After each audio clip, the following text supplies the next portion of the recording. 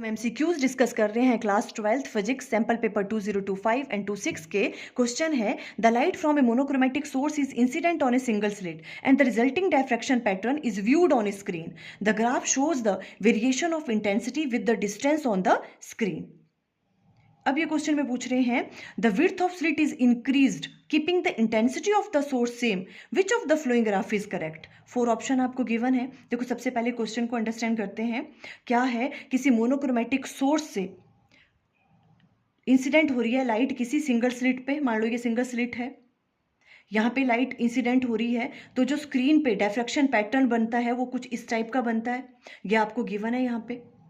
अब ये क्या कह रहे हैं कि अगर हम इस सिंगल स्लिट की विड्थ को इंक्रीज कर दें तो जो पैटर्न बनेगा वो किस तरह का बनेगा। 4 ऑप्शन आपको गिवन है। देखो इसमें जो ये डॉटेड लाइन शो कर रही है ये क्या है, आपका ओरिजिनल वाला ग्राफ है, और ये सॉलिड लाइंस है। ये इसमें से आपको बताना है कि कौन सा ग्राफ जो है वो करेक्ट होगा। देखो सबसे पहले तो हमें पता होना चाहिए कि देखो इस वाली विड्थ को हम क्या कहते हैं, विड्थ ऑफ सेंट्रल मैक्सिमा। ये जो सेंट्रल मैक्सिमा की विड्थ है ये ए के साथ कैसे वेरी करती है, विड्थ ऑफ स्लिट के साथ कैसे वेरी करती है। तो देखो इसका फॉर्मूला होता है W equal to 2d lambda divided by ए।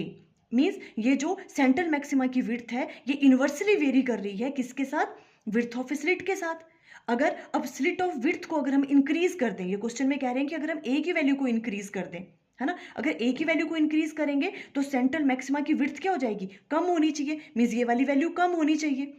तो इन 4 ग्राफ में से आप देख लो किसकी विड्थ कम हो रही है। देखो ये है ओरिजिनल वाली, इसकी विड्थ कम हो रही है यहाँ पे, तो ये भी करेक्ट हो सकता है। इस वाले में देखो ये ओरिजिनल वाला है, यहाँ तो विड्थ इंक्रीज हो रही है, तो ये ऑप्शन इनकरेक्ट है। यहाँ पर भी इंक्रीज हो रही है, ये भी इनकरेक्ट है।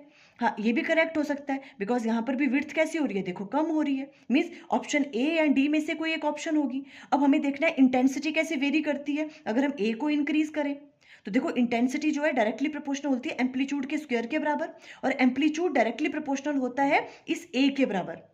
अगर हम देखो अगर ये इस वाली विड्थ को हम इंक्रीज कर रहे हैं, क्वेश्चन में इसको कहा है इंक्रीज करने को, अगर इसे इंक्रीज करते हैं तो एम्पलीट्यूड भी इंक्रीज होगा, अगर एम्पलीट्यूड इंक्रीज होगा तो इंटेंसिटी भी इंक्रीज होगी। इट मीन्स इंटेंसिटी की वैल्यू भी कैसी आनी चाहिए, ज़्यादा आनी चाहिए। इसमें तो देखो इंटेंसिटी सेम थी, इस तरफ को इंटेंसिटी वेरी कर रही है, तो यहाँ तो इंटेंसिटी सेम है, यहाँ इंटेंसिटी भी इंक्रीज की। It means option D is correct. For more MCQs video का लिंक स्क्रीन पे आ रहा होगा। Thank you.